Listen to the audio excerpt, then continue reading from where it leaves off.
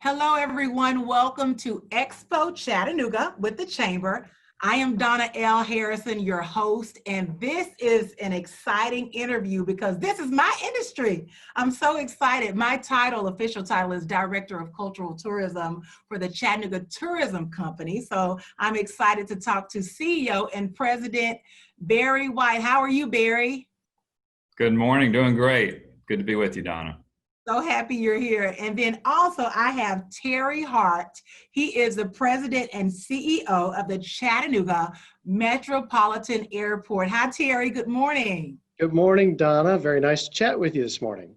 I am so excited to talk to you guys because everybody from different industry sectors are having conversations about some of the things that they've experienced through this unprecedented time for our not only city, our country, our world. So I am excited to talk to you guys about the travel industry and exactly what that looks like right now. So just to kick off the questions, let's just get straight to it. What do you guys do within your industry, and tell us a little bit about what your company does? So I can start with Terry there. Certainly. No, thank you, Donna. So obviously, as you mentioned, I'm the president and CEO of the Chattanooga Metropolitan Airport Authority, and we own and operate the airport in Chattanooga and for this region. Specifically, the different pieces of our business is the commercial aviation side, which most people equate to an airport like the Airlines, American, Delta, United, and such, but also our corporate and general aviation services that we provide here at the airport is a big piece of our business here. So, those are kind of the things you'll see that happens at the airport. All right, Barry. Yeah, so Chattanooga Tourism Company. So our main objective is to inspire people to visit Chattanooga and this region. We do that with groups, and groups means meetings, conventions, sporting events, those types of things, but also leisure travelers. And Terry, all of those, anyone who travels here, we have a lot of drive business in, but we also, they come here on flights, and we like to utilize the airport as much as possible. But when they travel, when they come in, they're bringing their money from wherever they live, and they're spending it in our community. So it's an economic development initiative, and they'll spend it in restaurants, obviously lodging, entertainment, retail shopping. Those are the big places. So they're supporting our economy and making a better place for our residents and for our businesses. Thank you. So you think about the week of March the 13th, words like quarantine, stay-at-home order. It hit the travel and tourism industry like never before. First of all, were you all prepared for this? I mean, if you look at being prepared, there's certain things that we prepare for as such.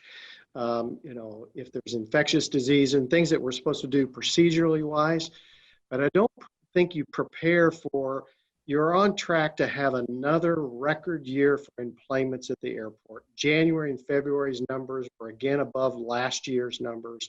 And just as you said, mid-March, the wheels came off. And dramatically, the numbers just started decreasing immediately, the number of customers coming through the building, whereby in April, our lowest employment month that we've ever experienced, where we would typically board anywhere from 40 to 50,000 customers on commercial flights each month. We boarded 2,500 customers in the month of April. So I'm not sure you can plan that much for something like that, but it was very dramatic and very impactful that we saw. Yeah. Barry? I wish I could say that we were prepared for this, but you can prepare for soft economies, you can prepare for downtime, you think about it, but to really think about a worldwide pandemic, it's one that was just very difficult to be prepared for. Like Terry, we were coming off a fantastic 2019. I mean, record levels of travel and tourism in the Chattanooga, and looking forward to another kind of record-breaking year of 2020. And that just changed immediately once that pandemic hit in our country. And what we're really looking at right now, we're looking at a health crisis, right? We're looking at an economic crisis, and we're also looking at almost a social unrest and pretty much kind of a crisis there with everything that's going on. So it's turned into more than just the pandemic, and definitely unprecedented times for us. You you think about next steps. So I've had these conversations with different industries. And so as you were watching this pandemic happen in other cities, in other parts of the world, and you saw it getting closer and closer to Chattanooga, and what were the steps that you took as a leader within your organization, whether it was with your team or your staff? What did those steps look like, Barry? Well, I mean, the first thing we saw, you could kind of see it coming, and you started coming into the U.S. But initially, when we knew that things were really going to be shutting down, it was definitely going to affect us in Tennessee and in Chattanooga specifically. We were right there at the beginning of spring break. I mean, March we're a family spring break destination, a big month for us. And so we immediately pulled all of our advertising out of the market, got just, stopped promoting. We saw, we needed to start saving funds and reserving money. And then we just, tried to ensure our staff and our board, trying to figure out what our operating plan was going to be going forward. Trying to connect with clients. I mean, I can tell you exactly, we saw, I remember when the very first event, the very first convention, we said, we've had a cancellation. Somebody's canceled. And it was at that point, just that very first cancellation due to COVID, it's just like, that's going to start the landslide, which it did. And since then, we've lost more than 134 different sporting events, conventions, and meetings. And those are people who are spending money, they're using the airport, they're enjoying our community, and they're providing activities and things for us to do as residents. So it was, it was a challenge, but again, just trying to rally the troops and figure out what our operating plan was going to be going forward. And Donna, the same thing, just as Barry was describing, when this thing started rolling out and things were happening, we kind of looked at it and it's like, all right, what do we have to do to make sure that we can still make people feel safe coming through the building or the terminal here? Because the airport itself is really, what I like to say, the airport authority owns and operates the airport, but our big task is we're the landlord. We supply all the infrastructure for everyone to do business here at the airport.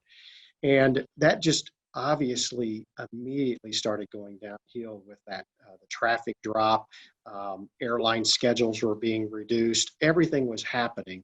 And obviously, we want to make sure that everyone's safe and everyone's taken care of.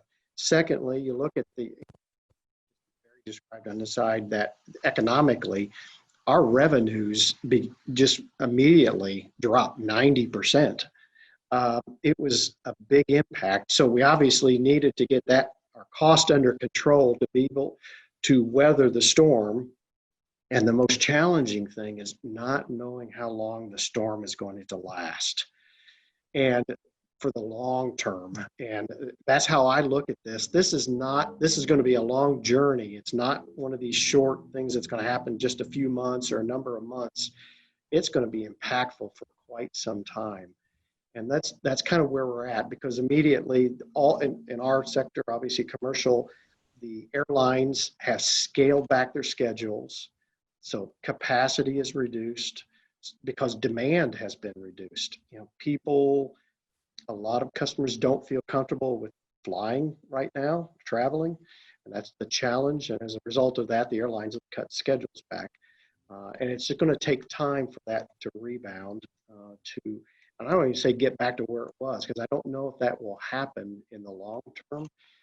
Because with all this that's going on in the airline world, they have all scaled back They're starting to park a lot of their different fleets of their aircraft. And when it comes back out, they're going to be much smaller, which means there's just less seats to compete for. So all these airports across the country is going to say, well, let us tell our good story why you need to be here. We're going to be one of those, but there's a lot less options to go choose from. So it's going to be a big challenge for many, many years to come. So I was going to ask you, do you have any of your employees that got a chance to work remotely? In our side with the airport authority, it's a little bit challenging because the type of work that we do does not allow us to work remotely. So since the beginning, our folks have been here and have done a great job at keeping the airport going, making sure that things are clean and disinfected and all the things that go on with that to make sure that customers feel safe when they come into the building. Barry, what about you and your team? Has it changed? Have you seen I had a great conversation with another president and CEO, and he was talking about how, productivity was better when he talked to his team. Yeah, it's definitely been an interesting experiment. It really pushed us into when we when the economy was just completely shut down, it pushed us into that remote workforce option. And as you know, we set a timeline. We thought we had set it, again, you look back and we thought we had set it, about for 8 weeks, I think, or so, and thought that was going to be plenty of time maybe that we could start coming back in. And as soon as you start coming back in or thinking about it, then you have a second wave come. And so we're still in a kind of a remote work environment. We have an option for people to come into the office and work. It's really about wherever you're most comfortable and most productive is kind of what we've taken the approach right now. And we're fortunate to have, we'll get into the technology talk here in a little bit, I'm sure. But again, you have the technology, we have the technology to do this. And we're still able to work with our clients to work on our projects and work remotely, whether it's in the office and working remotely with our team or working in other locations. I wanted to ask you a little bit, and Terry had already touched on it. Do you believe that COVID-19 will affect your revenue long term? Absolutely.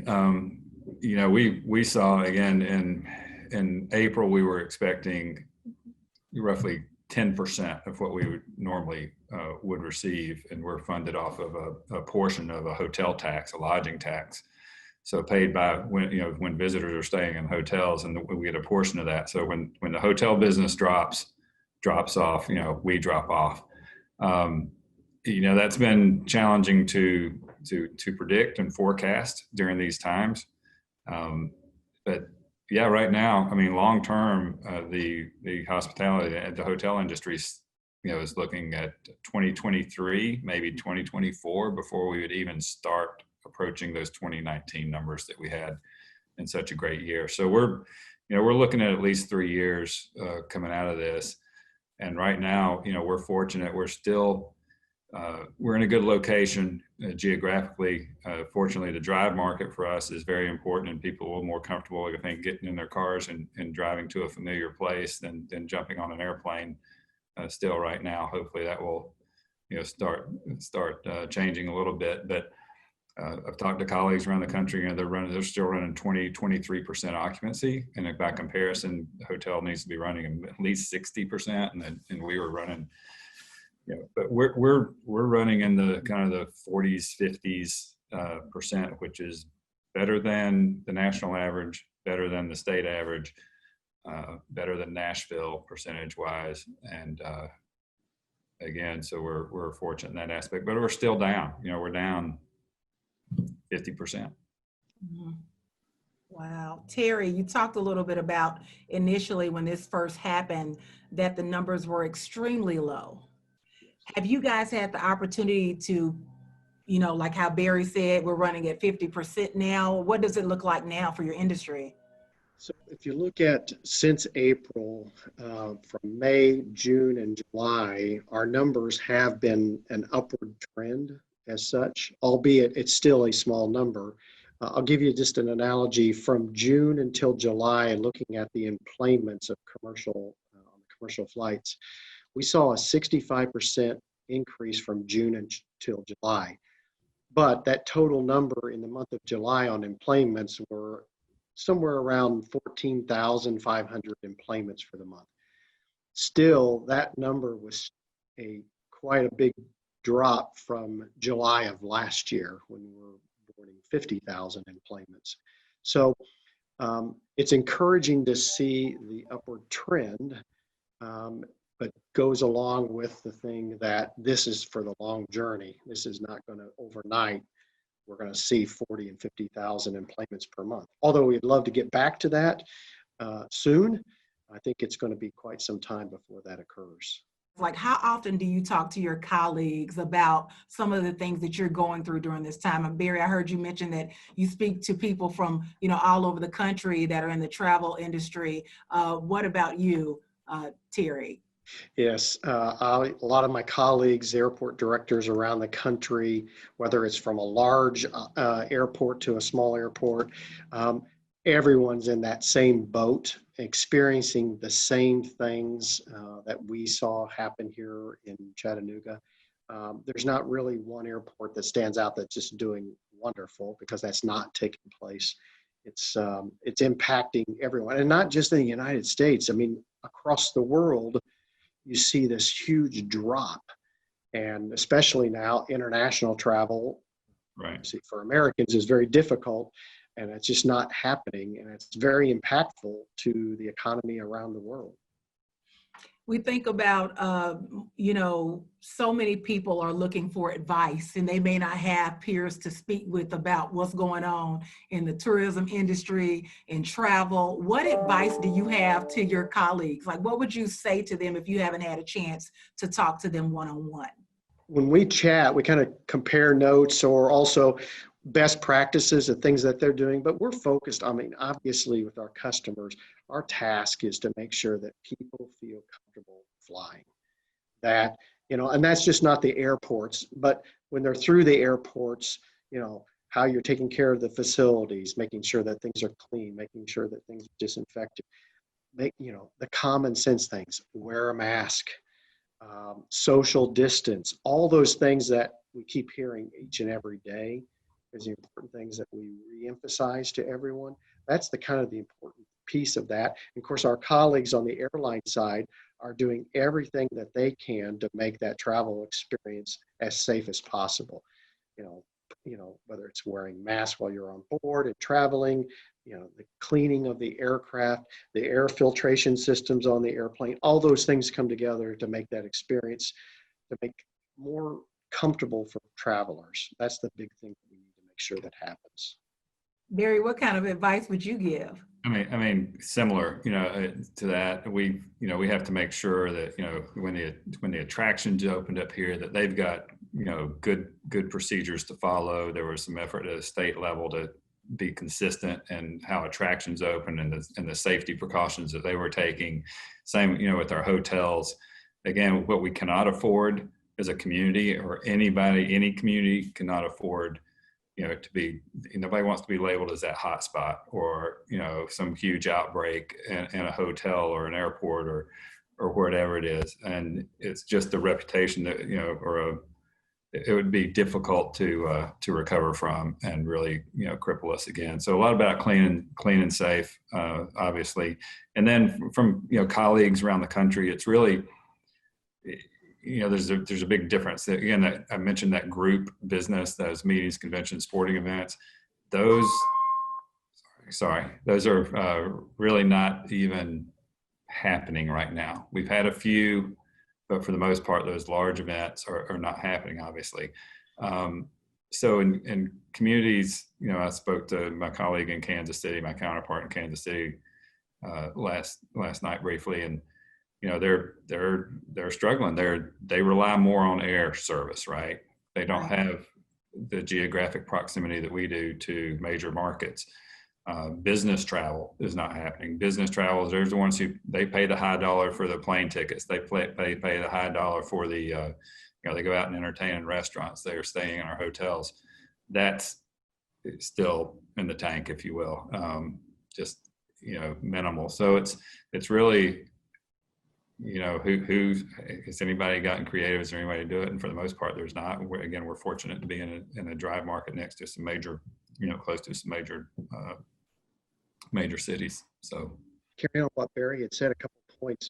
One about hotspots, being labeled a hotspot. And I agree with you. One of the things that I found, and Barry, just as you described, business travel has dried up comparatively to what it was. And we're 70% plus of our passengers are business travelers. And that's just not happening. We're seeing more leisure travel at this point. There's a lot of pent up demand while all this was going on early on, and they wanted to travel. And first thing you start seeing that return, everyone was headed to Florida. And then obviously saw in Florida, the numbers started spiking. And now you're starting to see that somewhat decline a little bit. So we obviously don't want to see that happen. And carrying on, just talking about Kansas City, the same thing here is about business travel. We need to be to a place where business travelers feel comfortable about traveling and getting back out on the road.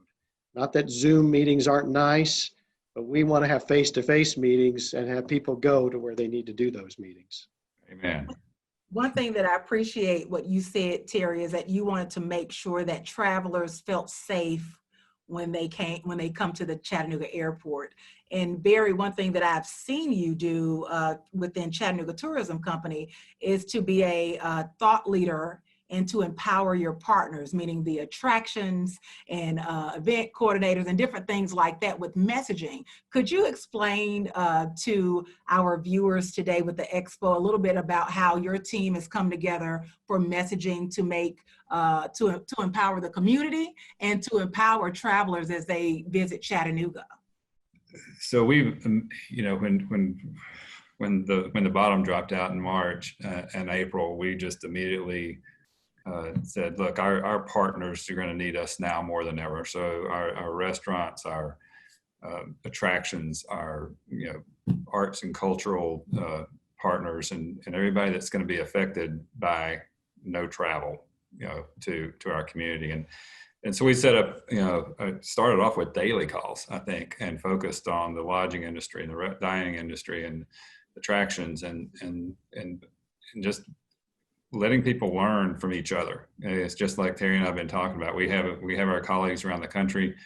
Some of these are a lot of small businesses, but let's provide a communication outlet for them, a way to talk to each other and speak with each other and learn and have some interaction and what's going on. And that's, I think that has proved very effective. We're still doing weekly calls for all of our partners and trying to provide opportunities for them to learn from each other and just facilitating the communication for them. And I think it's been very helpful. Again, what are they doing? How are they reopening? What are they doing when they do have a positive COVID case and Creative Discovery Museum? How do they respond? How do they react? And so other attractions can learn from that. So that's just kind of a role we stepped into, and I think it's been well received amongst our partners.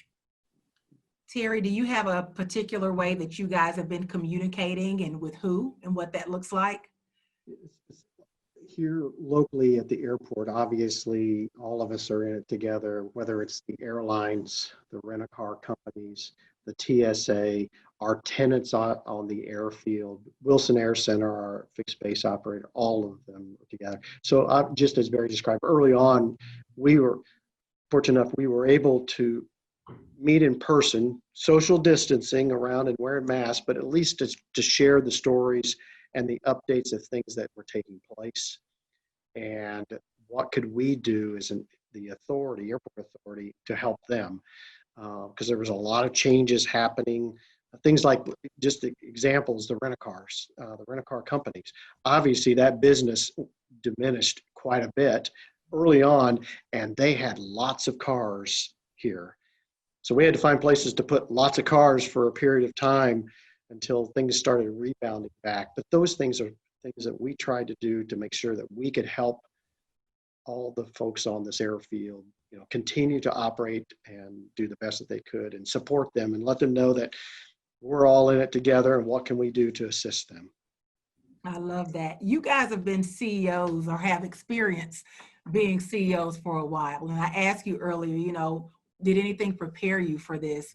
But what have you learned from COVID-19 and the pandemic now that has happened in your role? What have you learned about your employees, about the industry, about your partners since this has happened? I would say that from my perspective, and this is my 38th year in this aviation field, and I've seen a lot of things happen, a lot of events taking place, accidents.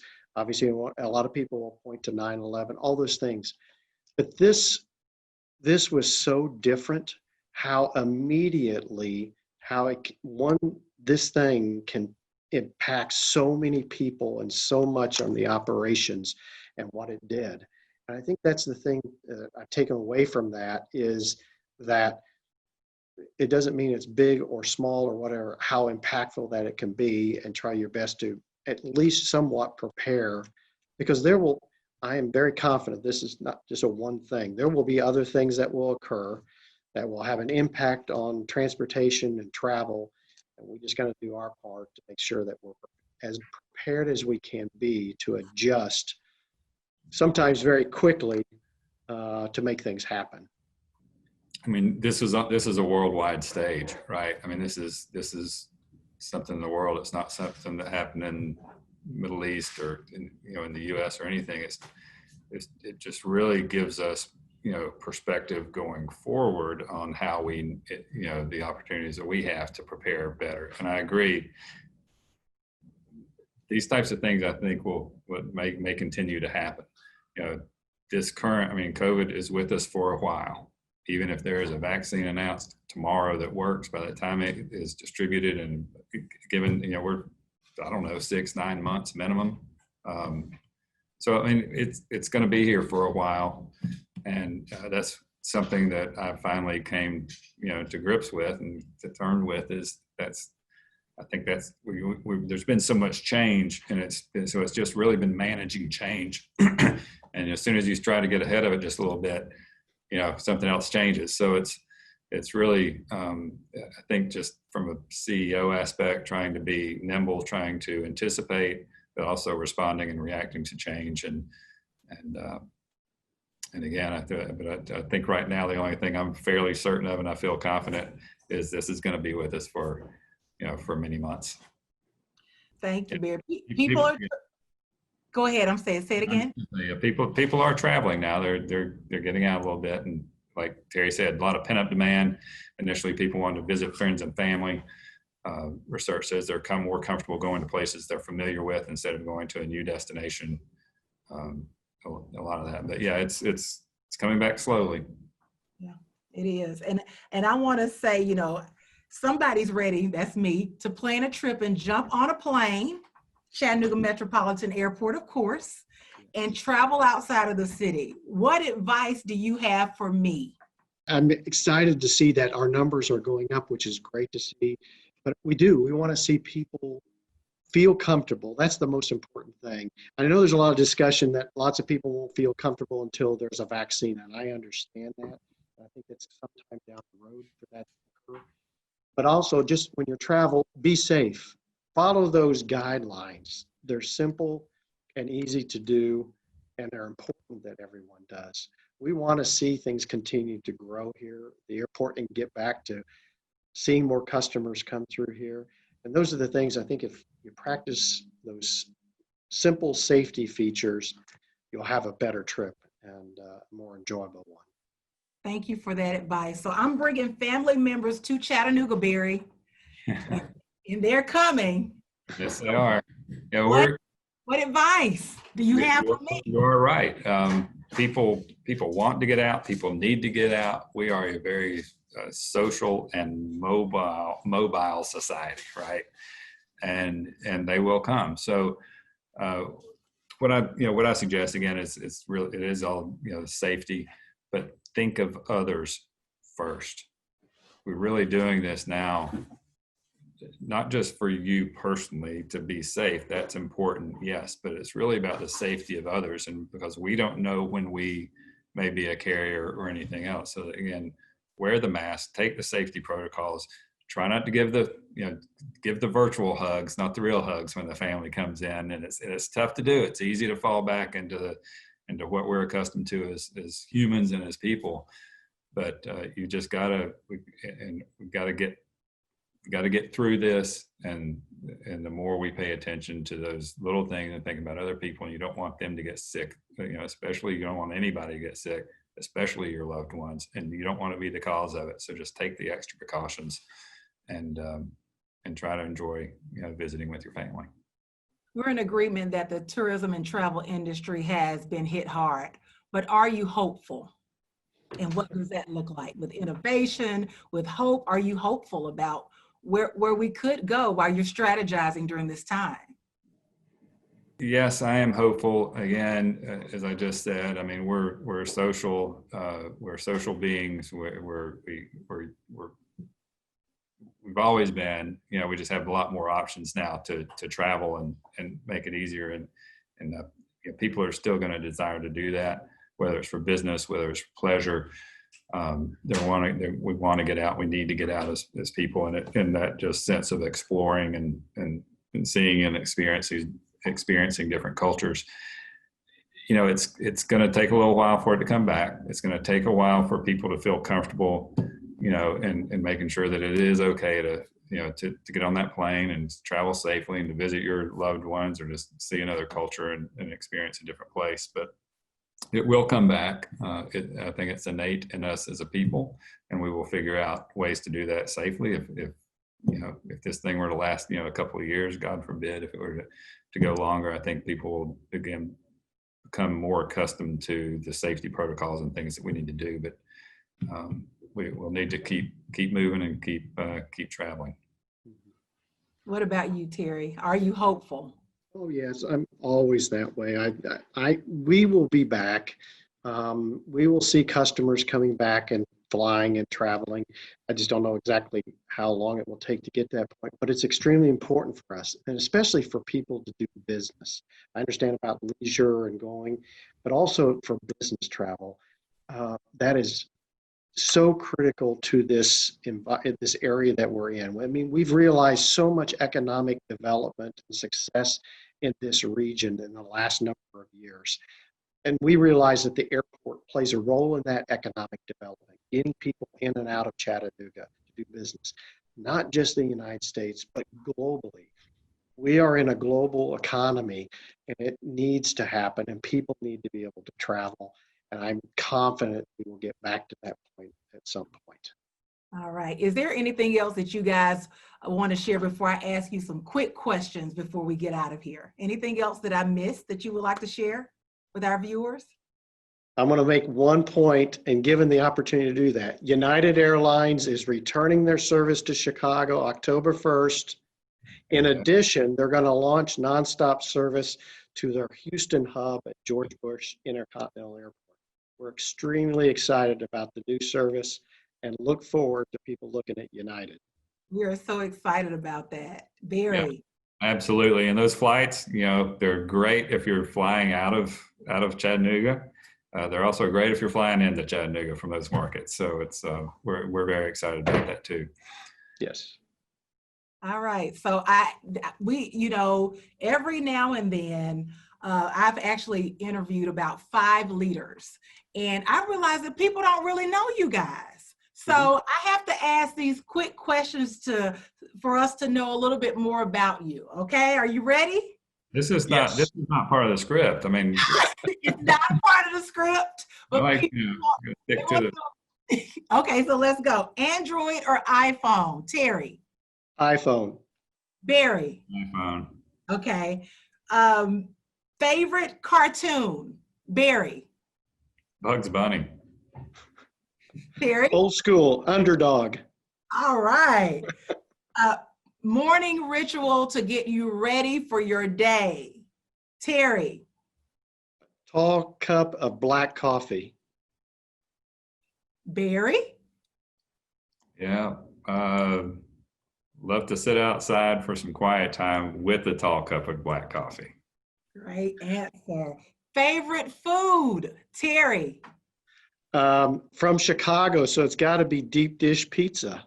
Ooh, that sounds great. Barry? Anything breakfast, right? Oh, Anything breakfast. Because you have breakfast, you can have dessert. I mean, like a waffle, pancake. Those are desserts, but you don't call it dessert, so you don't feel guilty. Anything breakfast. anything breakfast. And last question, if you are at home or in the car jamming by yourself, what genre of music are you listening to? Terry? Great rock and roll, Bob Seger all the time. Yeah. Barry? I think I'm probably, classic rock, 60s, 70s, 80s, all the time. Perfect. Well, this is Expo Chattanooga, and I just want to say thank you to both of you guys. I've never interviewed you together, so Terry and Barry, it sounds so cool to hang out with you guys. Yeah.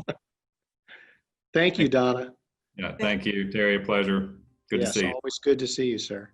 All right. Y'all have a good one. Thank you. All right, take care. Bye-bye.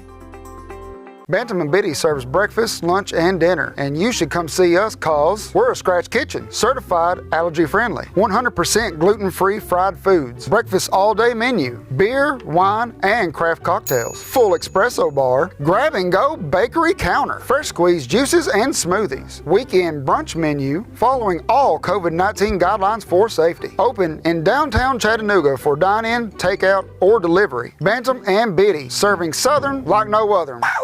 Since 2009, Chattanooga Football Club's purpose has been to build community through the world's game. Our mission is to use soccer as a tool to build strong relationships across age, race, creed, and socioeconomic status for the greater good of our city. We do this through our premier men's team, our youth training programs and camps, the Chattanooga FC Academy, Chattanooga Football League and Highland Park Commons, and the Chattanooga FC Foundation with programs like Chattanooga Sports Ministries and Operation Get Active. Learn more at ChattanoogaFC.com.